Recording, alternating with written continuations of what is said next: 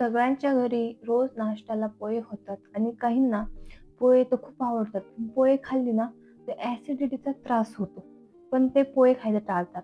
तर मग हे पोहे सात्विक लोकांसाठी आहेत, जे कांदा, लसूण खात नाहीत. त्यांच्यासाठी ही रेसिपी आहे. एकदम झटकीपट होते. काही ह्याला सामग्री लागत नाहीये. तर चला तर मग बघू ह्याला काय-काय लागते. तर सर्वप्रथम पोहे तर आपण भिजवून घेतलेत. त्यानंतर मोड आलेले इथं आहे बारीक चिरलेली कोथिंबीर, 4 ते 5 हिरव्या मिरच्या कुटून घेतलेल्या आणि शेंगदाणे मी भाजून घेतलेत. तुम्ही कच्चे घेऊ शकता आणि असे मस्त आपले मोकळे झालेले भिजून घेतलेले मोकळे पोहे. तर आता चला तर मग वळूया आपल्या गॅसकडे. तर आता मी कढईमध्ये अर्धा चमचे तेल घातले. तुम्ही तूप किंवा बटर वापरू शकता, नो प्रॉब्लेम. आता आपल्याला ह्याच्यामध्ये शेंगदाणे ॲड करायचे आणि ते क्रिस्पी होईपर्यंत परतून घ्यायचे तेलामध्ये.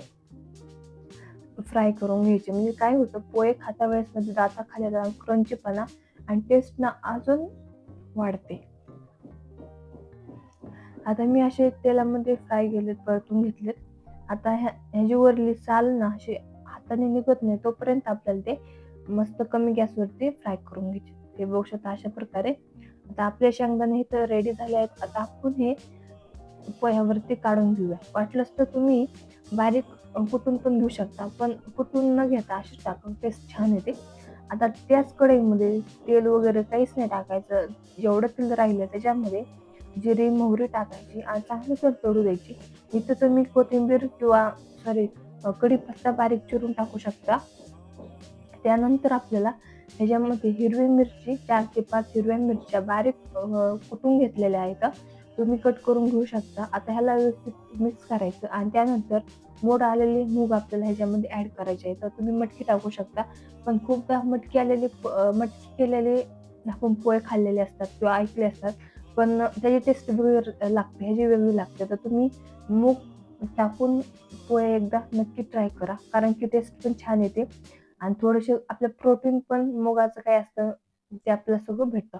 आता ह्याच्यामध्ये हळद टाकायची, चवीनुसार मीठ टाकायचं. मिठाने पाणी सुटतं आणि ते लवकर मस्त असे सॉफ्ट होतात मूग.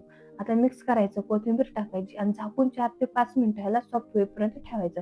काहीच टाईम नाही लागत, फक्त 2 मिनिटं पण तुम्ही घेऊ शकता. 4 ते 5 मिनिटांनी आपण ह्याच्यामध्ये पोहे टाकून द्यायचे आणि ह्याला व्यवस्थित मिक्स करून घ्यायचं आहे.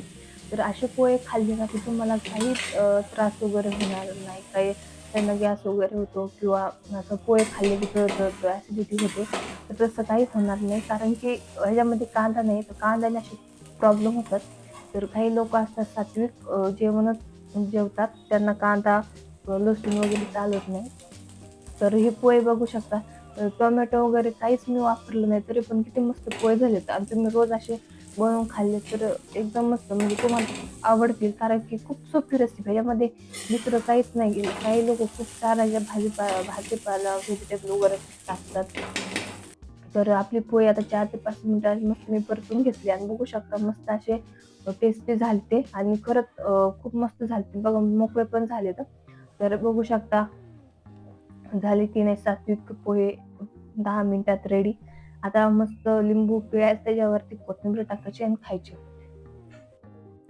असे पोहे जर तुम्ही रोज बनवून खाल्ले तर तुम्ही कंटाळणार पण नाही तो आणि रोज खाता. कारण की ते तेवढे लागतात आणि ह्याला काहीच नाही लागत. नाही टोमॅटो, कांदा, मटर, गाजर, नाही बटाटा, काही नाही लागत. फक्त 4-5 सामग्रीमध्ये तयार. तर हा व्हिडिओ कसा वाटला तुम्हाला कमेंटमध्ये सांगायला विसरू नका आणि तुम्ही पण ही रेसिपी नक्की ट्राय करून बघा.